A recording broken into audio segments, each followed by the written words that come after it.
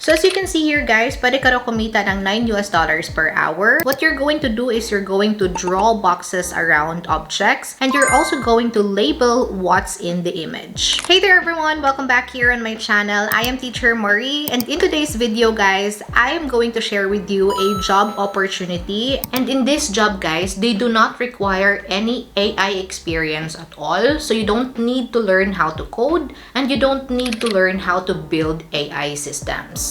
Now, another thing guys that you can do on the side that would not require you to have any experience at all to get started is to start a dropshipping business. And nowadays with AI, it's not that complicated anymore. This online store was built in just a few minutes. Plus, I only needed two tools to get it done. BuildYourStore.ai and AutoDS. BuildYourStore.ai literally builds your online store from scratch. Just choose your niche and it generates the structure for you. Complete with conversion-focused templates, ready-to-use product pages, customizable designs, and even a free .store domain so you can actually get your store live without dealing with all the technical setup. Then AutoDS is what you use on the products and operations side. It helps you find trending and winning products, import them directly into your store with just one click, and it even automates order fulfillment so you're not handling everything manually. It also gives you insights through its Ad Spy tool so you can see what's working on TikTok, Facebook, and Instagram.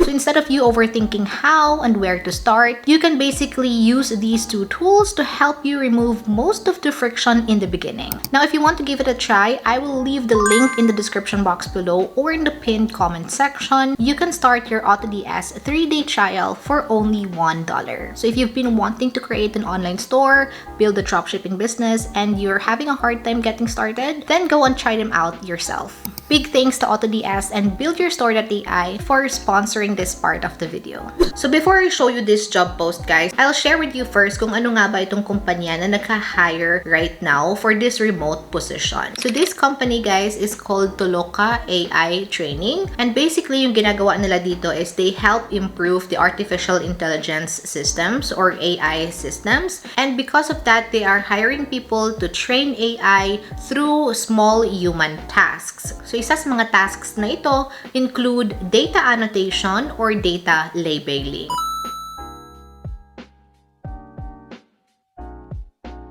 So if you're not yet familiar with data annotation, it's actually one of those so-called micro tasks, correcting, sorting data, and also describing what this data is to an AI system. So there are different types of data annotation. We have image annotation, text annotation, we also have rating search results, and also audio tasks, video annotation, and lastly, AI response evaluation. So I'm going to show you now the job position that is available. Currently, they're hiring for remote freelancers, which means that you could be anywhere in the world. It's a part-time position as an annotator. So according here, as an annotator, you may be invited to take part in online projects such as rating AI-generated content. So maglalagay ka ng score, 1, 2, 3, 4, 5. Evaluating factual accuracy. So i-evaluate mo kung tama ba yung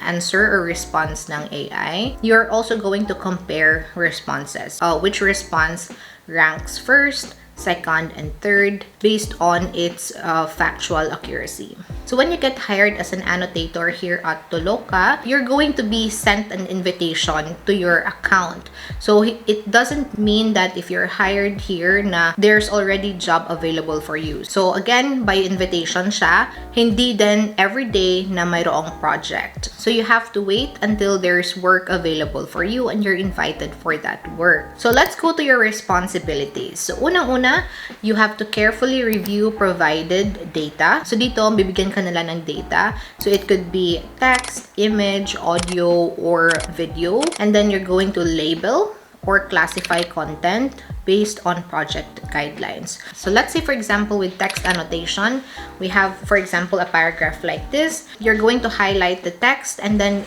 identify mo siya if it is, let's say, a location, if it is an event, or if it is a person. And lastly, you are to identify and flag factually incorrect, sensitive, inappropriate, or unclear material. Those are micro tasks. I'm not saying that it's going to be very simple, especially if you're new to data annotation. This would still take a little bit of learning. So yun yung mga tasks na gagawin mo. Now, you have to remember here that this, again, is project-based work. So for this one, guys, AI trainers can earn up to $9 per hour. Pero, remember, guys, na you're not going to be earning $9 per project that you're going to do. It only means na this is the highest that you could earn, but it depends pa rin doon sa gaano ba kahirap gawin yung task na binigay sa'yo. Now, doon naman tayo sa requirement. Now, they actually have here around 7 requirements, but yung pinaka-importante dito are these 3. You have to have a bachelor's degree. Now, it doesn't matter what discipline that is. Probably you have a bachelor's degree in education or in nursing or in information technology. Now, the second one is you have to have at least a minimum of 1 year professional experience. So it's the same with bachelor's degree. It could be any professional role as long as umabot ka ng 1 year. And then, ito rin pinaka-importante, you have to have advanced level of English. So yun yung pinaka-importante na requirement nila dito so far, or qualifications so far. Now, the rest are these. So if you feel like pasok ka with the requirements and you also think that you could perform the tasks and the responsibilities once you get invited to do a project, then you can find the link in the description box below of this video, or you can also find it in the pinned comment in the comment section. You just have to click on it and you will be brought to this page, apply for this job. Just make sure, guys, now when you click on that your resume is already ready, meaning nakasave na siya, ready to upload, because you're going to need that for this part or section of the job application. So you're going to fill this out with your personal information, and then kailangan mong i-upload dito yung resume mo. Now, kung meron ka namang cover letter, i-copy and paste mo lang dito.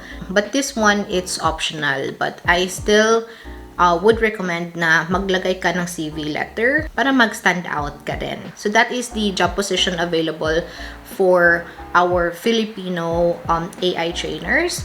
Now, don't worry if you are not Filipino, you're not residing in the Philippines, you can still apply for this very same position. They're also hiring annotators from Ireland, Belgium, we have here Malaysia, we have here India, Singapore, Malaysia, Japan, South Korea. So just look up your location or country here. When you click the drop down menu, you'll be able to see your country, and then it will filter out if there is a job currently available in your country. So that is our online job opportunity for today. Now, if you're interested to apply, once again, you will find all the links in the description box below of this video and also in the pinned comment. Also, let me know in the comment section if you're going to apply for this job. If you have any questions, I'll also leave the official website of Toloka AI, so you would be able to read more about this company and this job position that they're offering. Once again, if you have found this video helpful, click that like button